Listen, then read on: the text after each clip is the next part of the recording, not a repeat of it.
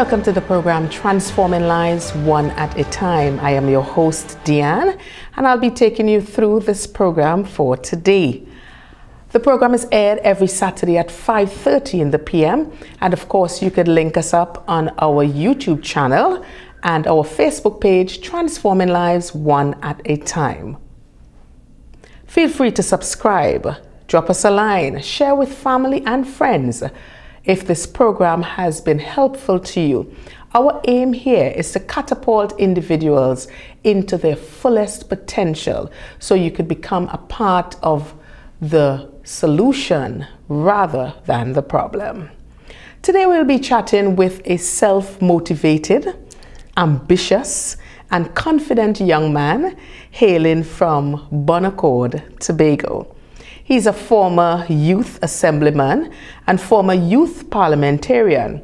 He has also been a volunteer youth debate facilitator for the past 3 years and is a part of the executive in the Canaan Bonaccord Village Council. Let me welcome my guest today, Mr. Ajay Alleyne. Good afternoon, Tanti, and good afternoon to your viewers as well. Thank you. It's so wonderful having you today. Let me first start by saying you wear so many hats and you are also so very much involved in community work in your district. I saw you recently on social media doing some promotions. Tell us a little bit about that. Yes, I was. One of the proudest moments for me thus far is being a part of the team at Assembly Legislature, yes, the Education and Outreach Department. So what usually we would do is we would normally promote having young persons come into the house and learn about governance, be a part of that system. Right. And we had the primary plenary we hosted last year for the very first time. Wow. And I was very proud to see these young persons come into the house, yes, learn governance, share their perspective and be so strong and so firm going forward. Wow, that is definitely very, very exciting. To be a part of that, because sometimes I remember I would look at these debates and I'm like, wow, these are really some great politicians in the making. And of course you would always be there on point, and you've always had that knack. You always had something to say and you need to get it out, and that is good. That is good. That is very, very good.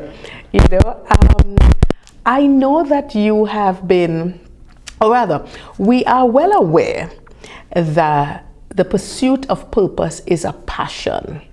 It is a journey that many embark upon in the quest to a fulfilling and a meaningful life. It's about discovering what truly drives you, what you are truly passionate about, and of course aligning your life's work with that inner calling that you would have. Just tell us what drives you and fuels that passion for Ajay Alleyne. I think it's an interesting question. I mean, it forced me to reflect on my journey over the years, and I think it's a God-given ability. Because even from my primary school days, my nickname was Pandy. Always into governance, always has something to do with policy, with changing, and there were times where I made attempts to evade it. And it's like you don't have a choice, you know, when you can't run from your God-given purpose. So it's just a natural calling, and it just comes, it flows. Yeah. It's very, very easy. Yeah. Well, Mr. Alleyne, I know that you have always, and I say always, been very passionate as it relates to debates, public speaking, and of course other youth-related activities. What was the motivation behind all of this? I think from a very young age, I always had an eye for governance. I remember at about 6 or 7, my first election camping season with my mommy. So we were in those small cars with the megaphone on top driving through. And I was always a very inquisitive child, always want to know why, how. And it spurred on an interest in governance and debating. And then that also stemmed from a home where 7 p.m. news was mandatory, 6:30 news was mandatory, yes, at home. So we'd always want to know why these individuals on the news, why they make those statements. And that interest has triggered me into investigating a lot more into governance and beginning to realize that I have an option too. I mean, I can make a change. No matter how big or how small it is, I can have an impact. Okay. So it's just building on it and learning different ways of being able to have an impact. Okay. Well, I want us to talk about the importance of having proper, and I must stress, proper role models, especially male role models, that can have a positive impact on our boys and our young men, to give that kind of mentorship and guidance that is so needed? I think for me it's a very big issue, and it's very important, because I have a large number of mentors. Some knew, some don't know that they are mentors as well. But I grew up in a female-dominated home, and there are implications of it that we generally don't like to address. Growing up in homes where it's female-dominant, so you find where most men who grew up in those spaces, we lack taking responsibility, we're a bit fearful, and it affects our leadership style. Fortunately for me, my mother saw the ability of having proper male mentors. So I interact with guys like Sheridan Peters, find guys like Michael Stewart being a part of the process, Richard Parisen, a number of guys. So for me, it's simply seeing as somebody invested in me, so I can reinvest in other young men. But mentorship is absolutely critical, and you have to be accountable as well. Have to be guys who can be open, absolutely open with, who will tell you when you're wrong, when you're probably speaking too harsh or too loud. You know, and also that interaction is also necessary, to have that back and forth banter with your male mentors, play football with them, go fishing, have some rough experiences is critical in the development of a young man.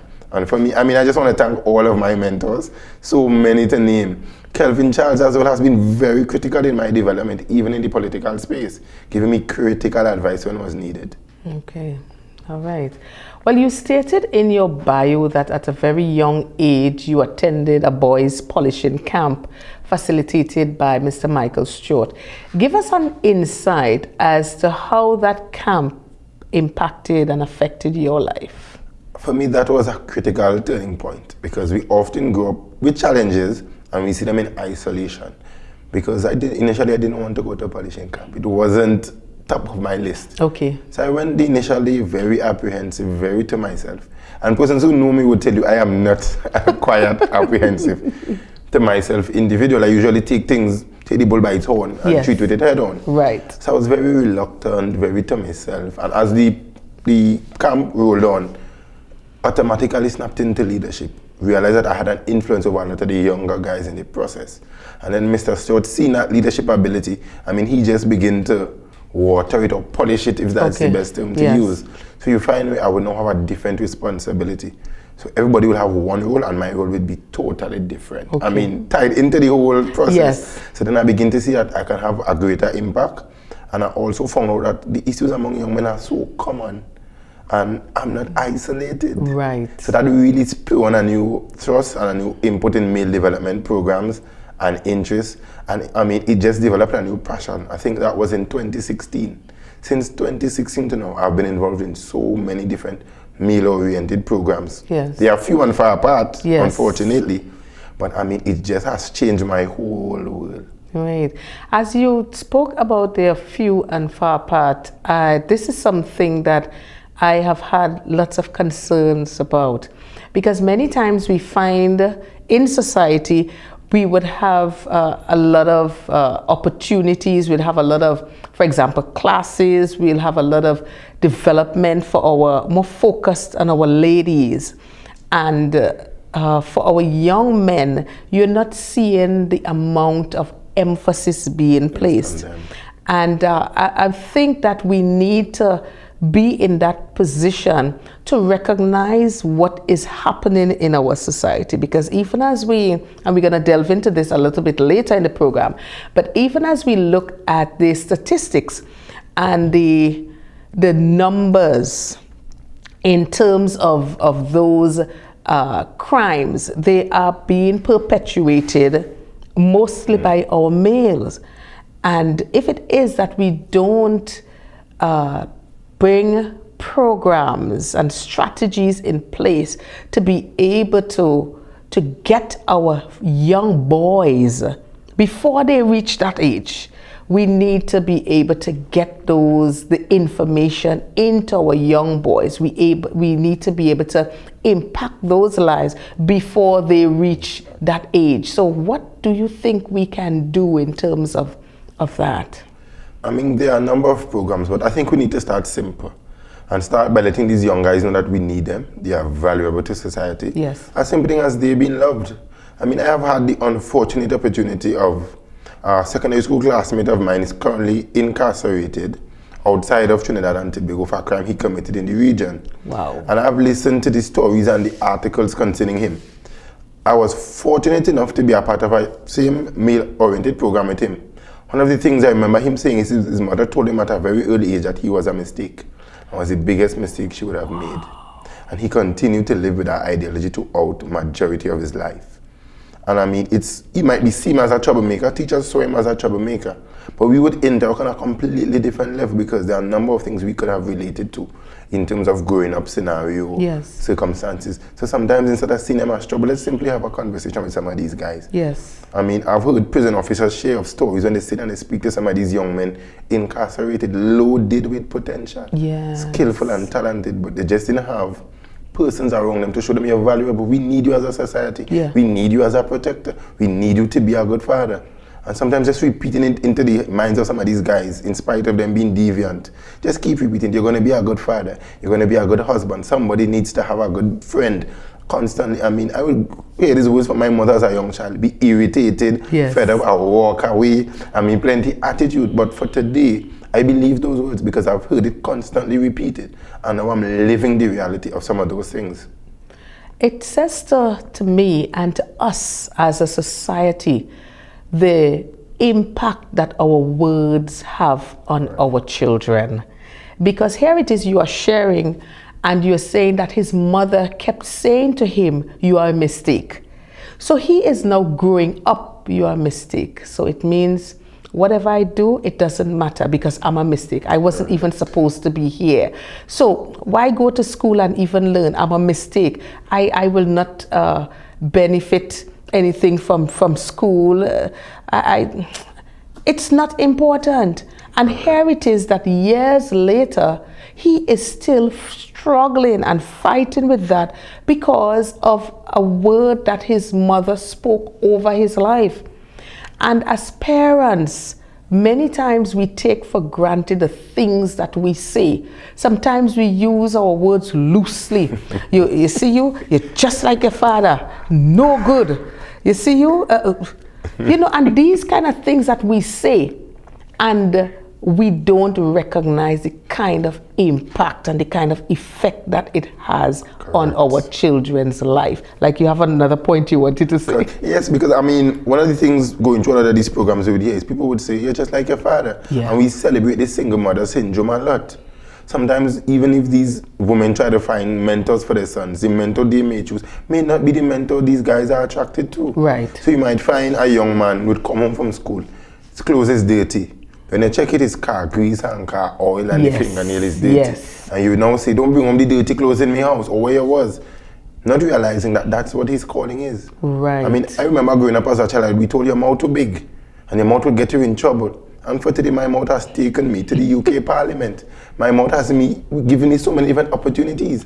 So sometimes what we see as a problem, if we invest in it, if we water it properly, I mean, it might be the game changer. It might be what the world is waiting for. It might be what God sent that child, whether it be boy or girl, here to do. So sometimes don't identify some of these things as problems, but channel it in the right direction. Yes, and we have to do something different, you know. Ajay, we have to do something different if we are to see the kind of turnaround that we need to see in our society. Because I was speaking to a gentleman, and you know him, the president of the Single Fathers Association, Mr. Rundle Fields. And we had a conversation. Well, it was a short conversation. But I would always, you know, check his Facebook page because I believe he always has something very relevant to say.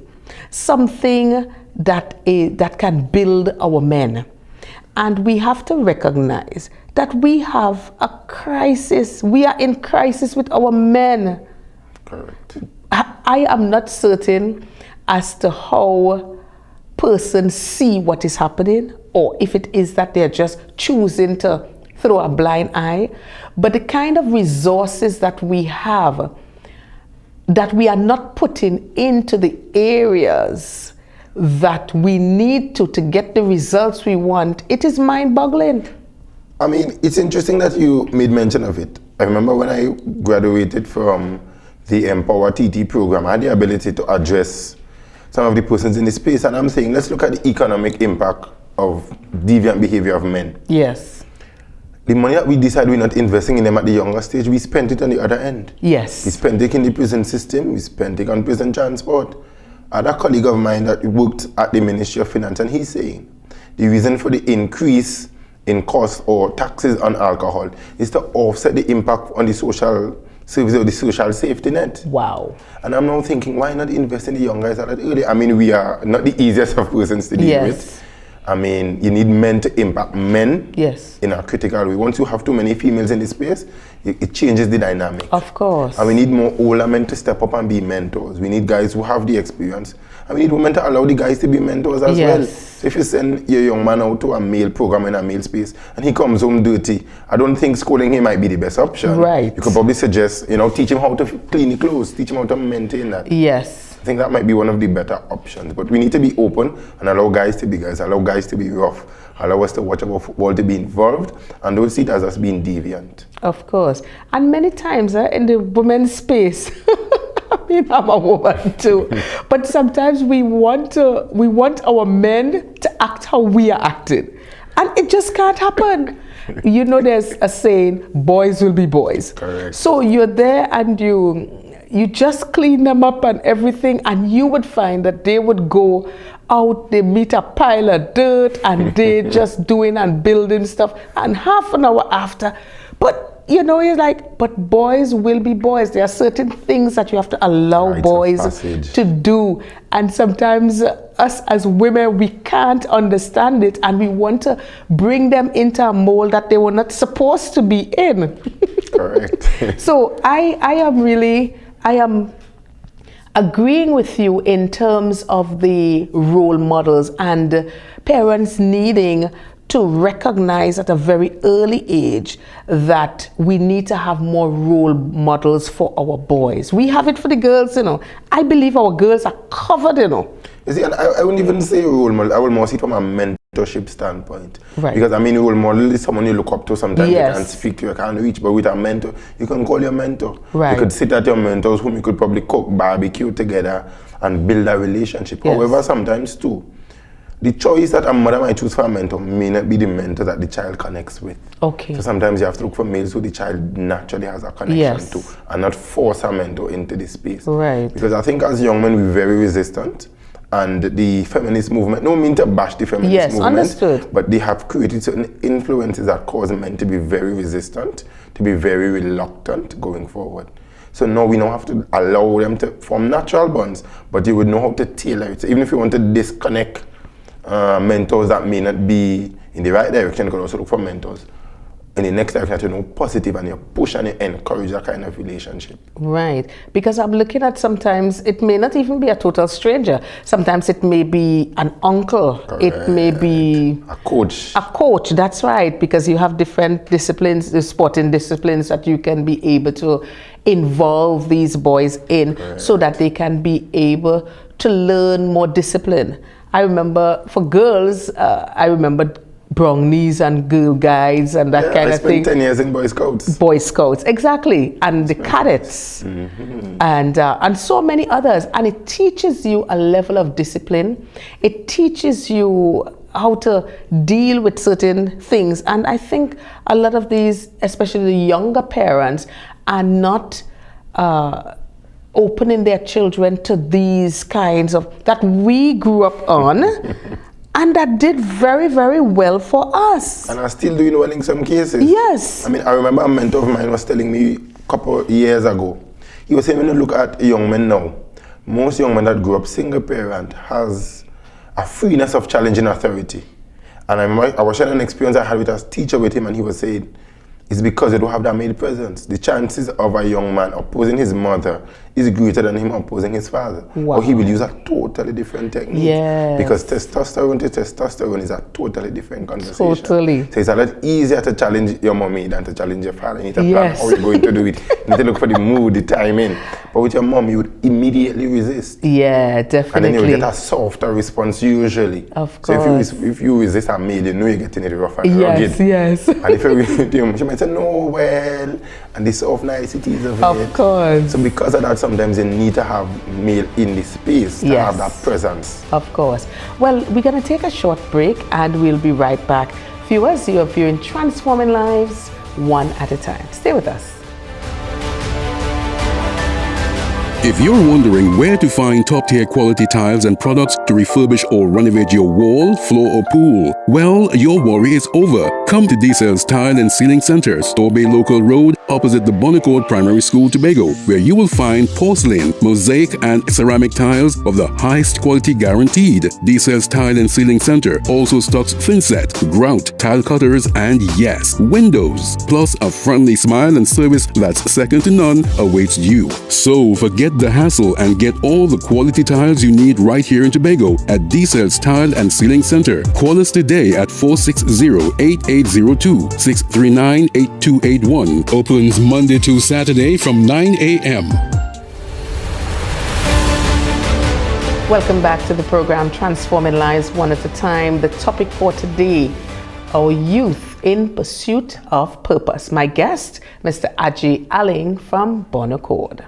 All right, so Mr. Alleyne, just before the break, we were talking about the kind of influence that our boys need to be able to become strong boys, which will in return bring strong men. So we're talking about like for example, single parent homes. Let's talk about that. Yeah, I mean, what I'm saying is you're not allowing the individual into the space necessarily because it's needed, but you're putting them in male-based environments, in environments where testosterone basically, because we yearn for that male presence. We yearn to have a mentor, we yearn to have a father around to rough play in some cases. Yes. For us, it's all a part of our rites of passage, and it affects the fathers we become. It affects the way, because I grew up single parent. My dad lives abroad. But I yearn for that male presence, and my uncles in the home I grew up in, you find they were not interested in a mentorship kind of vibes as well. Right. So it are days where we would go to the guy, Ramo, that's the who owned a pool in our area. So we would go up there to be around him. So we'd be feeding dogs, tying up goats. Yes. We would go to classes together. At times he would have us driving the vehicles in some cases, washing it down. And it's something that we need. And it's not just because women can't do it necessarily, but the process you all would take is more of a nature. Women are naturally designed to be nurturers. Correct. And guys are protectors. Sometimes even as a son growing up, you hear mother saying, don't play man for me in the house, or you're playing man. And there are ways to treat with that. Yes. How is he to become a man when he's not practicing? When you have young ladies playing with dolls and combing hair and like children, or babies, quote unquote, you don't tell them they're playing a woman. Right. But you would tell a young man he's playing man because he wants to make decisions in the house. Okay. He wants to be a part of the decision-making process. He wants to pay bills. He wants to be a part of how we decide what we eat for the day. Yes. So there are small ways we could inculcate him being a man. And we also have an issue where women tend to create the husband they would want in their sons. Oh, okay. So that could also be an influence as well going forward. Not the man that society needs or his wife would need, but it would be the husband that you never had in some cases. Right. Because what we have to understand is that in growing up our children, boys, girls, we are actually preparing them to be someone else's spouse. Correct. And if we really take that information with the kind of crucialness, yeah, please, that word. or create a word that it needs, and the kind of urgency, because we have our children growing up. We don't want 10, 15 years down the road, this one comes, okay, mommy, so I'm going and married this young lady, and then you know she doesn't come from a proper background. You know the kind of quality she has is not the kind of qualities you want your child to be exposed to, because you would have made a significant contribution to his life. You would have taught him everything. You have taught him to be the man. You have taught her to be a proper young lady, decent young lady, a mannerly young man. And you would not want that, after you put in all of that, for somebody to come. Listen. That is why some people are pit bulls, you know. Correct. So I am thinking that we are not really seeing the seriousness of giving especially our young boys, the kind of attention that they need. We allow them, we say, okay, our girls, be home by 5 o'clock or be home by 6 o'clock. But the boys, they're out all hours, all 8 o'clock in the night. You have a 9-year-old out. How? No, you see, because they're creating a problem, and we've seen the results of those problems Of course. sadly. Because you now have men that don't understand responsibility, they don't understand accountability, no respect for time, Yes. no respect for young ladies as well, Yes. in some of the cases. So I think what we need to do is apply the same principle in different ways. So the same way you teach the young lady about keeping the house and maintaining, teach the guys to wash their clothes too. Yes. Teach them to be accountable as well, teach them to manage money just the same way. Of course. So I think we could use the same principles. Yes. And apply a different technique. Right. In spite of whether it's a single home, it doesn't matter. No, because there are homes where it might appear that both parents living together, but there's a disconnect. Yeah. And sometimes, I mean, I don't want to say it's bad because things happen, situations happen.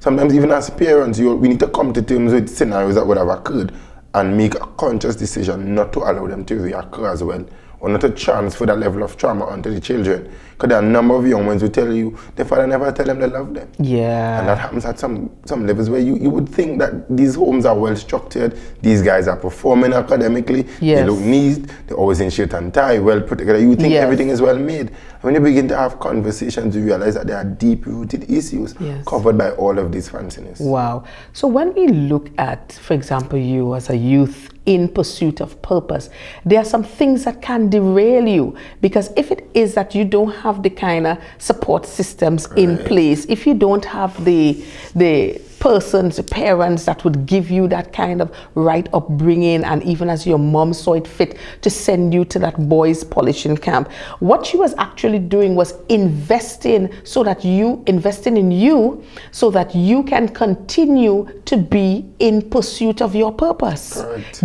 By giving you the necessary tools, equipping you so that you can have the best life possible.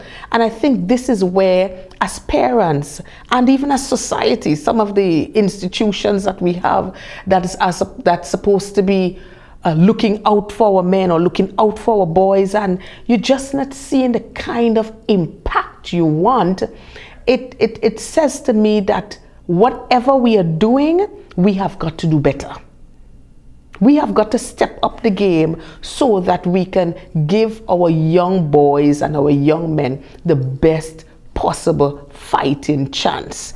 And it's not like I'm zeroing in more on men, but I'm talking with you and you are in pursuit of purpose, and as we talk, the conversation is going out that we are indeed in a crisis. That's correct. We are in a crisis, and whether we want to believe it or not, whether we want to pretend as if it's not happening, because sometimes we don't want to address the white elephant in the room. We just don't, because it's too much. It's too much effort. It's too uncomfortable talking about. So let's just leave it. Let's just build, let's just allow our young men to do whatever they want. And then years later, we have them in the prison system. I mean, I had a situation last year, and it's interesting that I say in pursuit of purpose, because Yes. sometimes I believe this is part of my calling to begin to share, because I will often say sometimes your situation isn't for you, but it's for the other persons who may encounter something similar. So preparing for primary plenary as well, there was this young man, Anthando George, from Palatufi. I mean, from them I saw myself. Small, short, big belly, blue shirt and brown pants and so on. So I was immediately attracted to him. Right. And while going through the process, he was facing some challenges, and as a team, we fought on this young man's behalf. We pleaded, we started late because of him, and we were really fighting for him. And I remember speaking to his grandmother the day of the debate. I'm not a emotional person. I don't cry down the place. Right. And I mean, I was brought to tears when she shared the experience she had with him, because like I was reliving my own experiences to this young man. Yes. And I mean, at the end of the process, she remembered telling me, she said, that is your calling. She said she had a dream a couple of days before, and the Lord was speaking to her certain things concerning my life and concerning the level of influence. And it's something that it stuck with me continually. Yes. Yes. Because it's so common in some of these cases, and you wouldn't see it. And this is a well-done guys, well-spoken, Yes. academically outstanding, has the influence. You could see attract a lot of young ladies around him, commands a presence, almost all of the things I had as a child. Right. And I mean, I fought for him not knowing what the situation was. Yes. And it's after understanding that his similar challenges, father migrated due to academic reasons, lack of presence, being bullied at school in some cases, just for being outspoken. Clear young man, know what he's about. And I mean, I was driven to continually, speak and share even a little more than I usually have. Because generally, I don't share my experiences. I want persons to judge me based on who you meet or based on the impact that you have. Yes.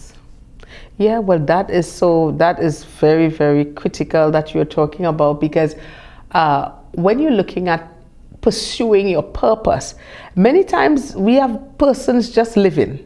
You're just living, you're just existing, because you're not finding out exactly what am I here for? What is Ajay here for? And as you talk about how you were able to speak into the life of this young man, who knows, you may have been the one to transform his life, and then you have a ripple effect.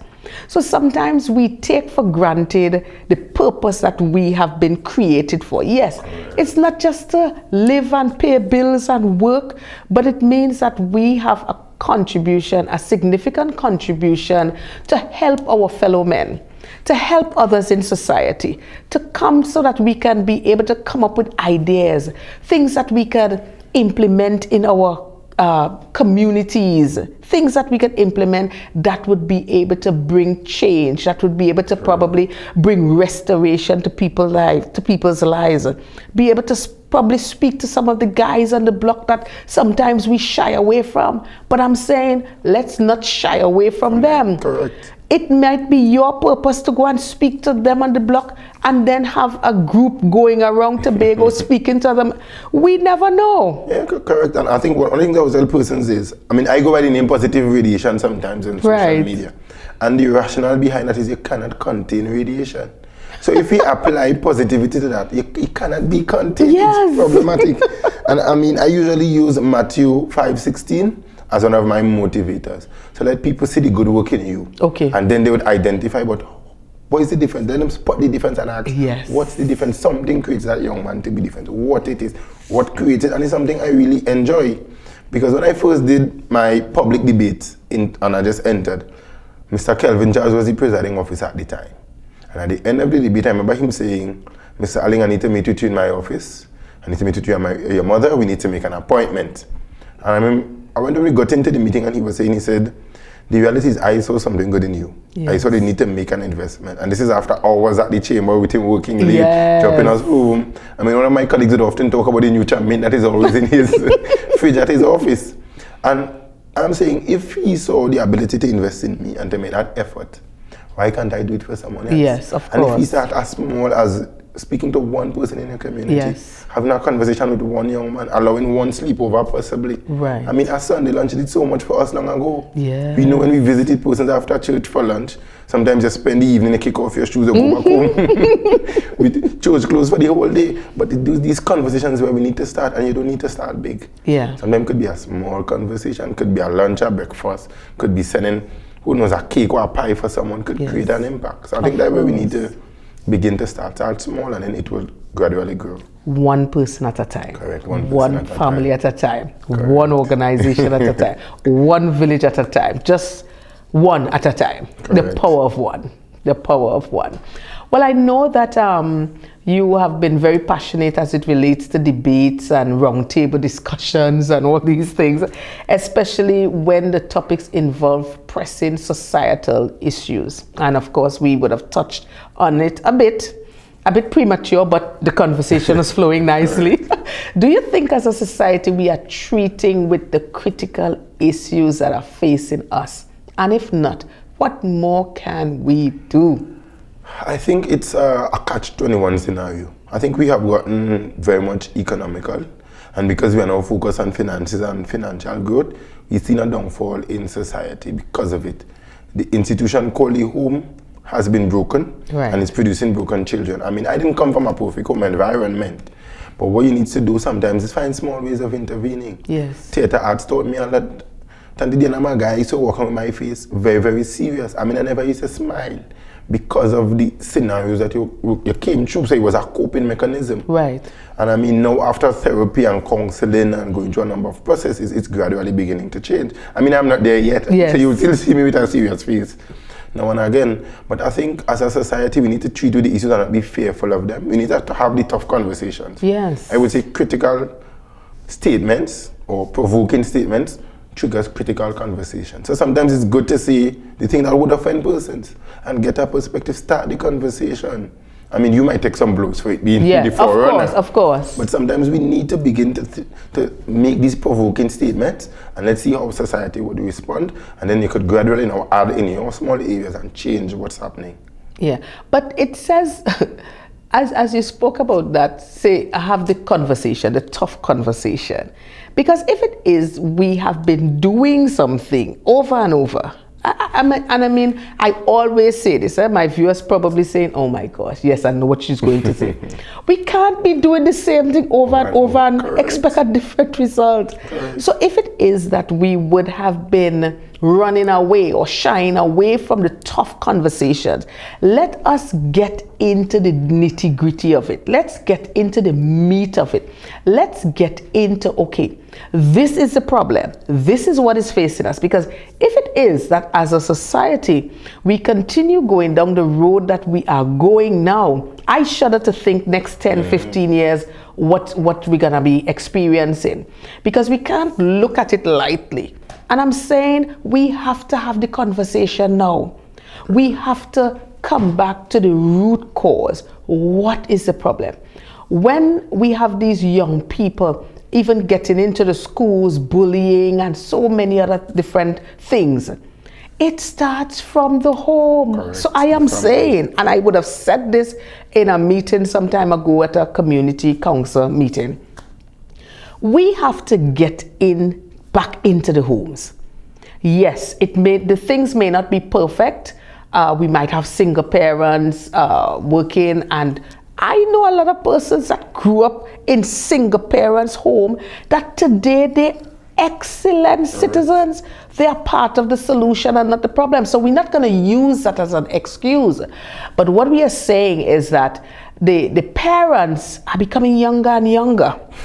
Every time you look, you have 17-year-old parents, 18-year-old parents who still need to be parenting, who still needs to be parented, rather. And they are now parenting. So you find you have not developed yet fully as a young man or as a young woman. And now you have the responsibility for someone else's life. Yeah. Because you can't teach what you don't have. I mean, recently I was told by a cousin of mine that God would send me to hell because I'm a 25, 26-year-old and I have no children. And I mean, I laughed at the statement because I'm now thinking you're processing, you're going through life, you need to get principles, at least you have to build. Yes. So I can't transfer what I don't have. Exactly. And then you don't rush into things as well. So I think we need to even go back to teach parenting in the schools at a younger age. I mean, I remember the primary schoolers, and they had clear opinions on what they wanted, why they didn't want it. They couldn't tell why they needed to make changes to the system. Why not start from that point? Yes. Because if we have the children influencing the parents, you can imagine a primary school going to ask mommy, so why daddy is not around and we're hiding it. Explain to them from the start, yes. This is the issue, this is how we need to treat it, and in order for you to avoid it, this is where we need to go. Yes. So I would always say, if you want to implement sustainable or lasting change in a society, you need to start with the children. Of course. And if the parents are not parenting them as a society, use the school system and influence it at that level. So break down the information to where they could understand and teach them. They would go home and teach their parents. And I mean, you might be surprised at some of the changes that would come. Yes. I have said it before, and I said unapologetically. The same way how you are taught to become and trained to become a fireman, a doctor, a lawyer, an engineer, and you have to go through some training, I think that parents need training. From the time you say, okay, I'm having a child, or even before that, it should be mandatory, in my view, because the problem is, if it is that we don't have that kind of information and that kind of training and stuff like that, you wouldn't have everything perfect, but there are some basic principles that you need to get to your children. And I believe that, I mean, somebody else agreed with me. I don't know if you'll agree with me, but I see the need for it. And we have different organizations that are doing things to help in the school, help in the home, but we need to really zero into the problem. We have to get back into the homes. If it is, because remember, these children are leaving home to go to the school. All right. The problem is not starting in the school, It started from home, and it starts from home. So which means that if you want to solve a problem, you have to go to the root of the problem. Correct. Once you go to the root, we find, because once you know what the problem is, halfway solved already. The thing is halfway solved. I think we're talking about pursuit of purpose, but I realize the conversation is going much deeper than pursuit of purpose, but yet we are still in pursuit of purpose. So at this time, we are going to pursue a break. All right, and we'll be right back.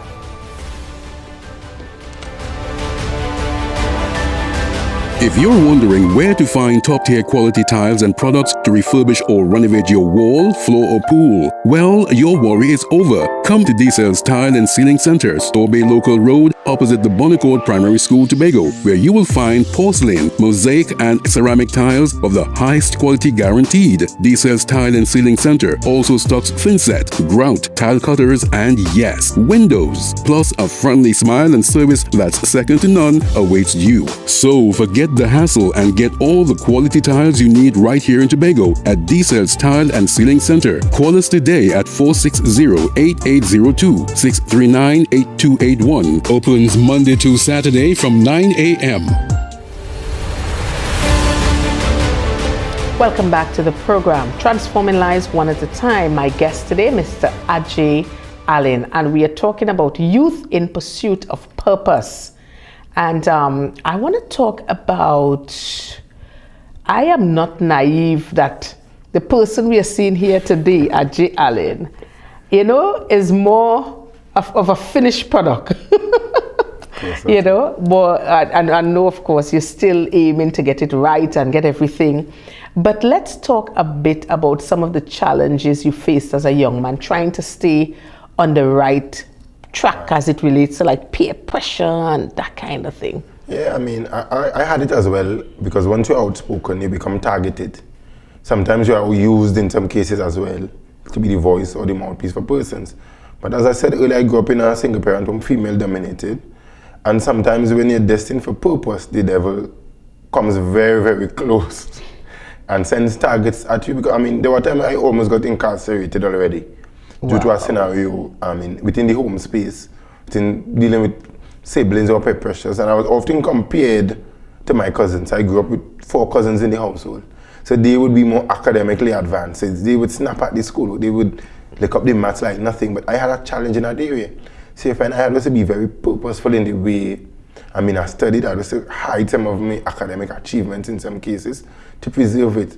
And I know we're supposed to speak about support system as well, but you can't speak challenges and not speak about persons who help you navigate that space. Right. So sometimes I would walk and talk. The beach would be my place of comfort. Okay. So then I would just go to the beach and relax and watch you to calm that nervousness. And I think we also were designed to be protectors. So a number of the times I would see persons go after my mother in the home. I have seen 2 attempts to have my mother murdered already. Wow. And at that time, my response probably wasn't the best response. I didn't physically, lash, because I'm not a fighter. I'm more proficient with my words. I use them skillfully on that occasion. Yes. But sometimes as young men, we had to learn to not allow anger to take charge of us. We need to find coping mechanisms to calm it. But I was often told police would arrest you. There wouldn't be nothing good in the household. Wow. I got up and saw clothes being burnt. I got up and missed some of my academic stuff, see books disappearing in the environment. I would stay up to study for academic purposes, and then you would have cricket to the loudest. Wow. Sci-fi movies will be playing while I'm sitting down trying to get in some SBAs completed. Yes. And it was very distracting in the environment. But thanks to the support of God as usual, and then having a mother who would sleep and not know the homework is, but she would sleep right next to me. Yes. So you had that level of support. Wow. Anything I needed, she would always be there. She would always ask a question. If she can't come, she would send my grandmother. Yes. Who became another solid rock. My granny became my life, because when things got tough, they would intervene. And then when you Yes. think you wanted to retaliate, they would pull you out of the scenario. Wow. Sometimes they would physically drag you out of the scenario Yes. as well. So I think in spite of it, you will always have challenges, but the challenges aren't for you.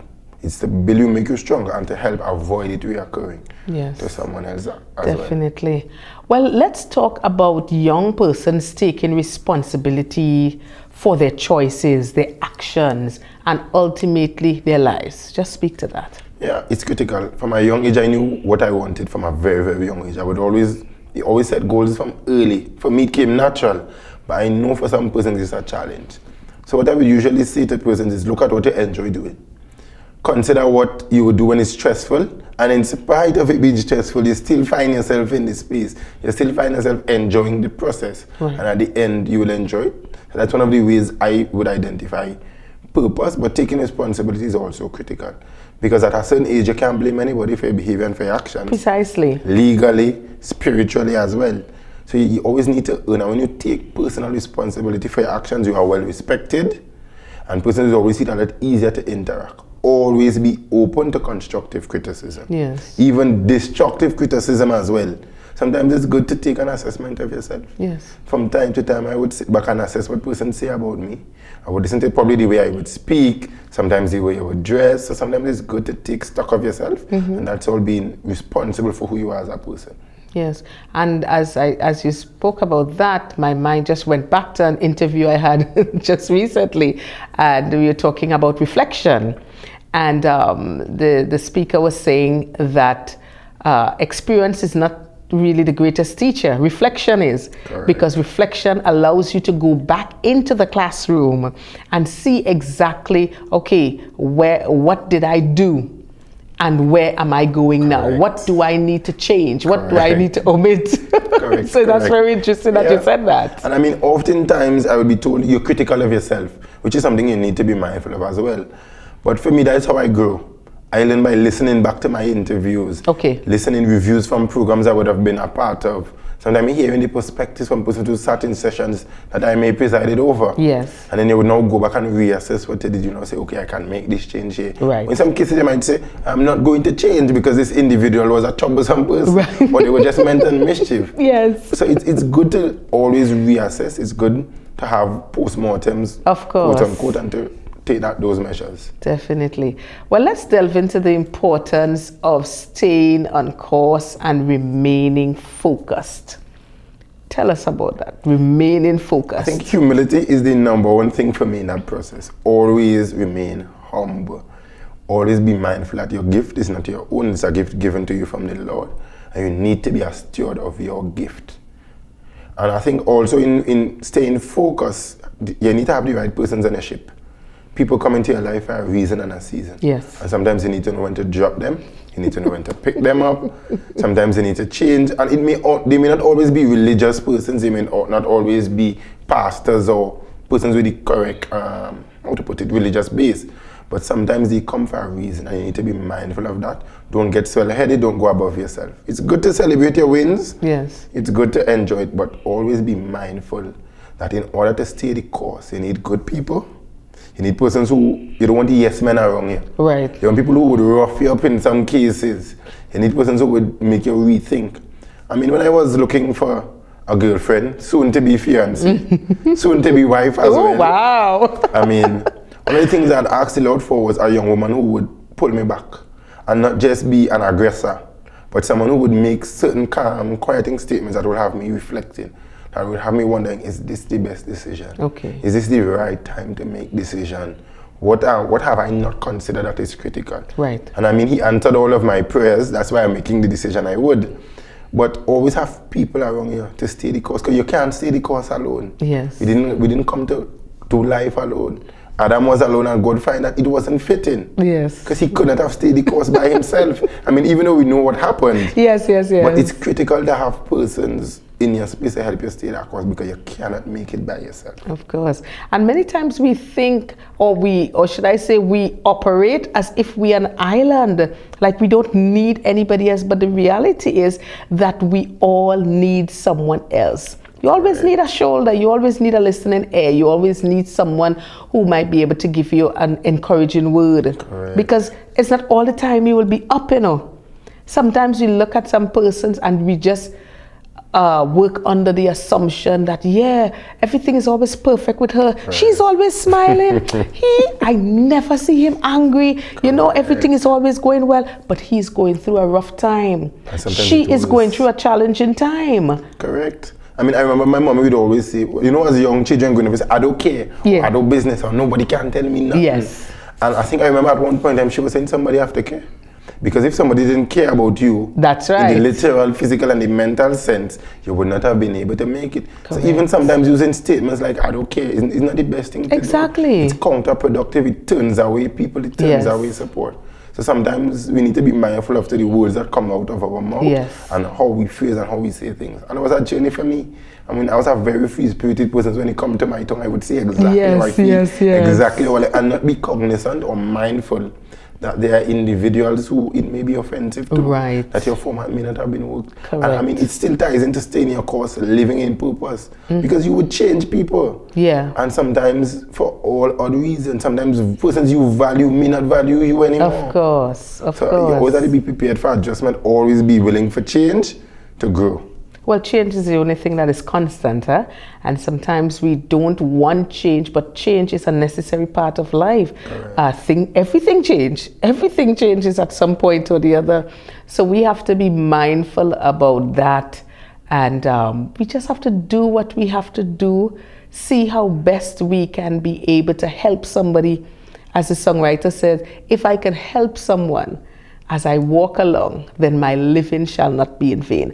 And if we are to really internalize that song and to take it to heart, we will see better communities, we'll see better results, we'll see better lives, persons just being able to appreciate more. I always say we need to learn to empathize more. We need to be able to sympathize more. We need to be able to look out for others more. It's not just in my circle, me, myself, and I. But sometimes you go, you check the neighbor. So long I haven't seen you. How is Harry today? How is Sherry today? Correct. You know, just a little word. You know, and it's interesting that you use the word empathy, because men or young men are not known to be that empathetic. Yes. One of the worst things, I mean, a young man could do in some cases is go and be open to one of his colleagues. And usually it comes around in the block talk and is usually used against him when he's down and out. Yes. And I think as men, we all need to be a little more mindful as to how we treat one another. We need to be a little more caring. Because we know with females, you could call a girlfriend and your girlfriend ain't going and set you up. Yes. I mean, you know she have your back. So I think as men as well, young men in particular, we need to be a little more supportive of one another. Yes. We need to be a little more open to listening. I mean, I know there is this trend now. Probably persons who are looking at this program later on might understand. But this, we listen and we do not judge trend. Right. I think it's something we need to apply. And I mean, I just see things are there. So when person might see it one direction, I might swing it. And I think that's one of the things that we need to do a little bit more listen and not judge. Yes. And we need to, you know, it is said that men normally give men a lot of talks. We have to understand too that it's not all men could take talks, you know. Sometimes they like to give it, but it's not all men can take talks, and they think about that and you know, so as you said, we have to be very mindful. Well, we're beginning to wrap up the program. I want you to just speak to someone today.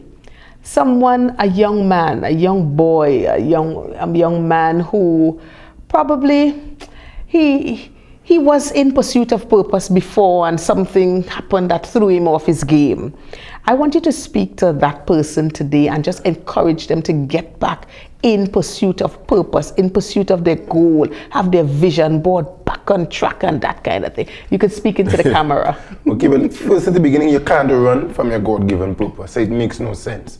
Jonah attempted to run and back up right where God had him. So instead of fighting the process, embrace it. And in every situation, there's always something you could learn and you could grow from. So instead of seeing the problem, look for the lesson. Yes, definitely, definitely. Well, let me take the opportunity to thank you today, Mr. Ajay Alleyne, for joining us on this program. Oh my gosh, you have blossomed into such a wonderful young man. And I'm sure that our viewers may have heard earlier, he said, Auntie Dianne, yeah, this is my godson. So So for those of you who don't know, Ajay is my godson. So I want to thank you so much for joining us today on the program. I am so very proud of you, on your accomplishment and where you've started from and where you are today. And I know only good things are in store for you. I want to wish you all the best in your future endeavors, and I want to continue to encourage you to make positive impact. Wherever you go, whatever geographical location, make that positive impact and set that example as you continue to transform lives. Well, folks, that's all for the program today. I want to thank you again for joining us on Transforming Lives One at a Time. The program is aired every Saturday at 5:30 in the PM, and of course on my Facebook page and YouTube channels, Transforming Lives One at a Time. As usual, I leave you with a quote: transformation is an internal shift that brings us into alignment with our highest potential. Hey, we've got this. See you next time.